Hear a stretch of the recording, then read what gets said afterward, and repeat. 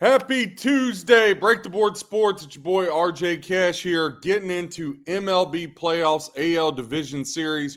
Right now, Tigers and Mariners are knotted 1-1 as the series shifts back to Detroit. Yankees, they look to avoid the sweep. Can they? The Blue Jays have been just absolutely putting bukus of runs up on the board. Click that like, hit subscribe, check out all of our content. Now we're up to 4 a day with the NHL season kicking off. So you have an MLB show, NFL show every day, college football show every day, and hockey show every day as we give you betting angles, betting trends. This is to help you become a better handicapper. We do give out picks, we do give out leans, but more trends and things to look to help you handicap your own games so you're not paying a bunch of touts. Let's hop right into it right now. The Seattle Mariners and the Detroit Tigers are our first game of the day. Tigers laying $1.37, comeback plus 113. Now, everything's pretty split here, pretty even.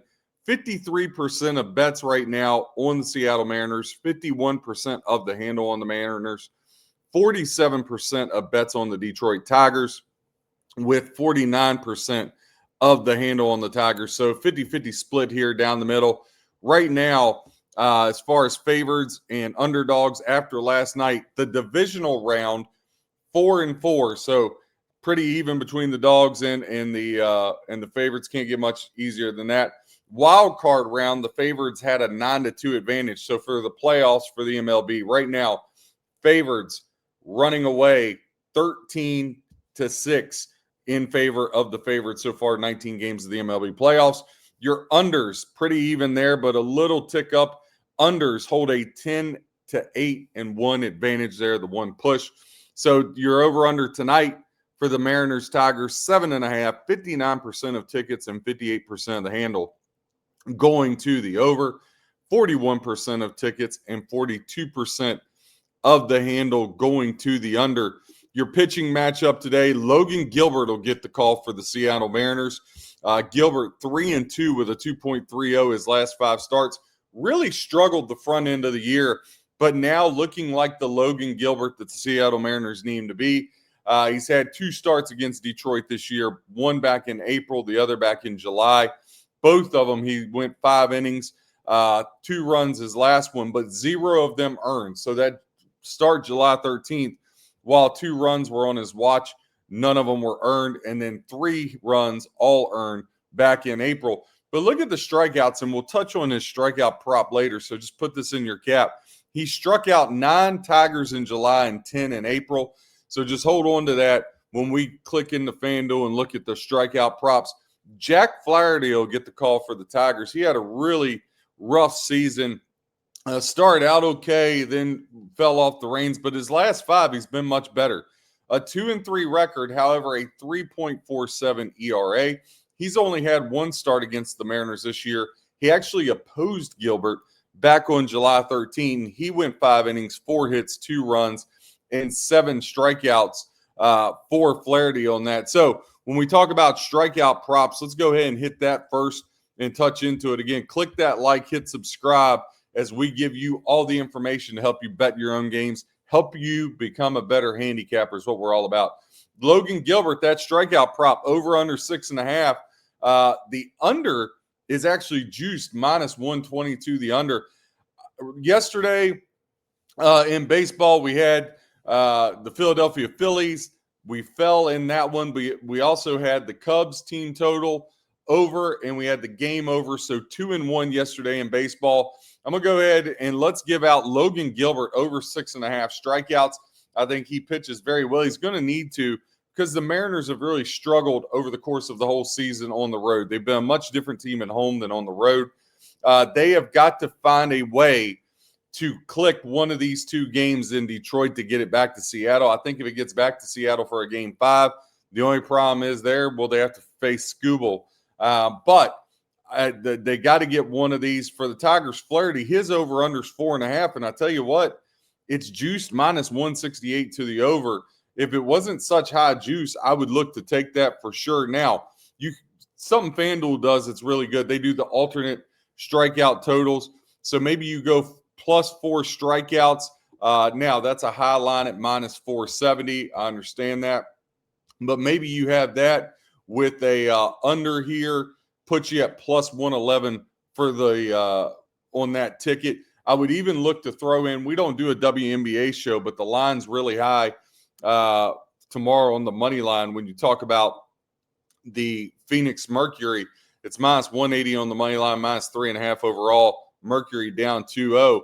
I would even throw them in there. So if you had the Phoenix Mercury, the under 7.5 in the Tigers Mariners game, and Flaherty 4+ strikeouts, that would get you plus 230.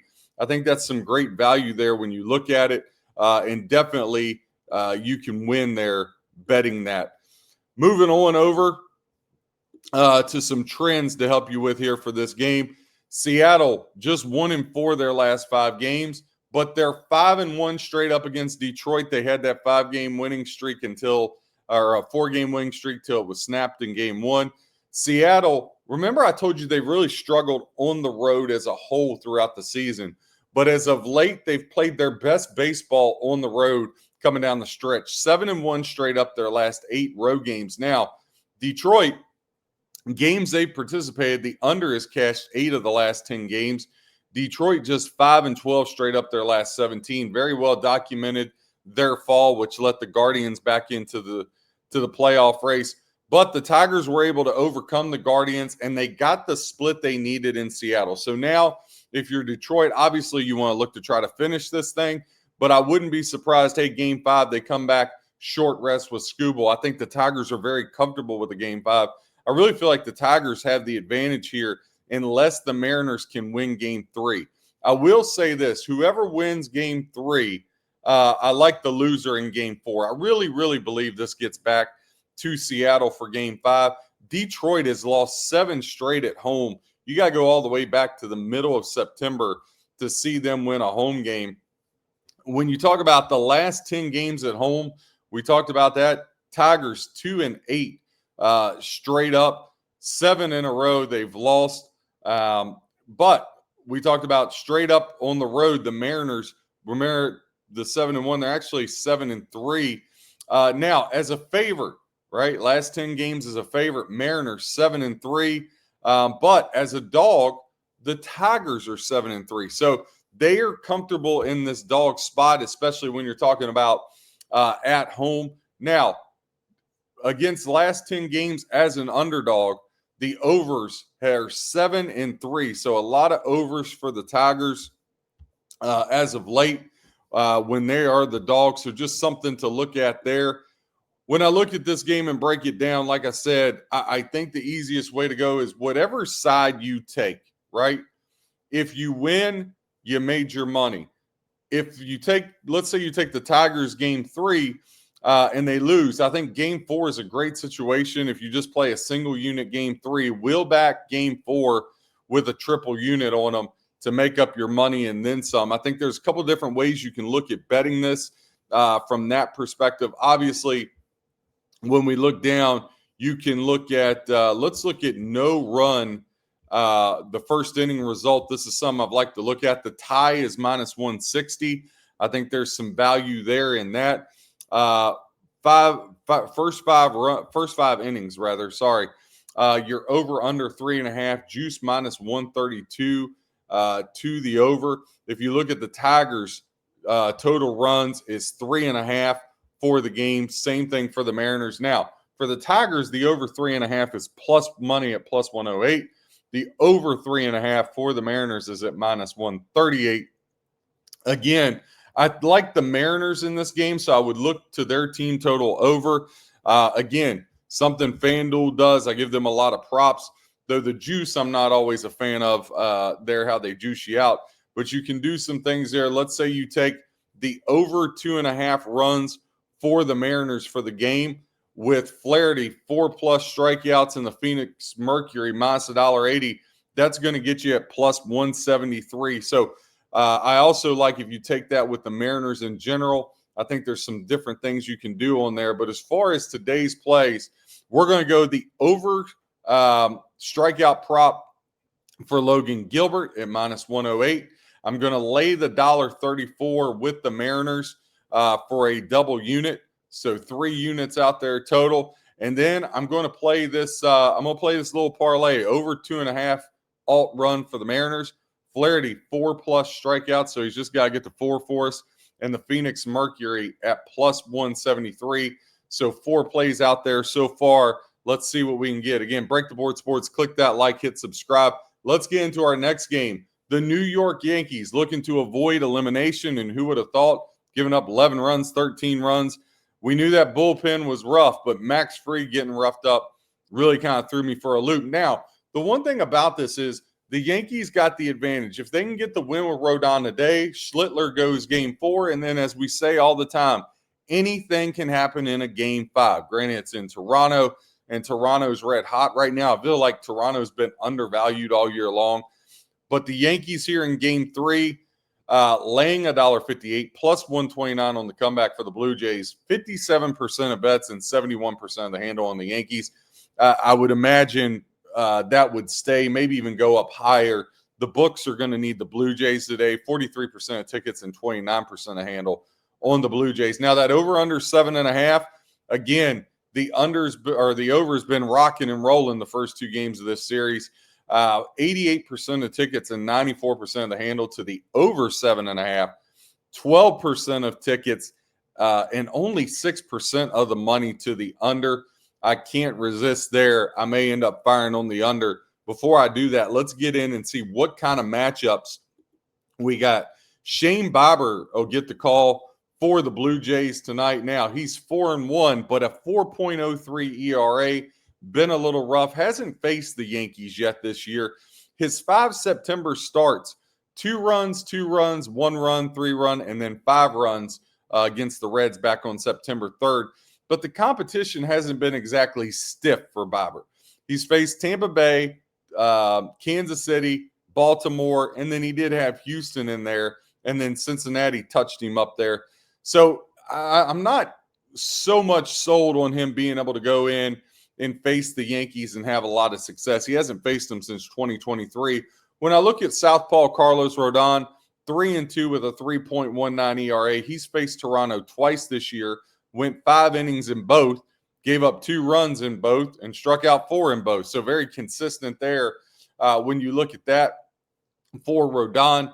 When you look at a couple other trends here for this game, Toronto 1-4 their last 5 on the road, but they're 9-3 straight up the last 12. They've absolutely owned the Yankees.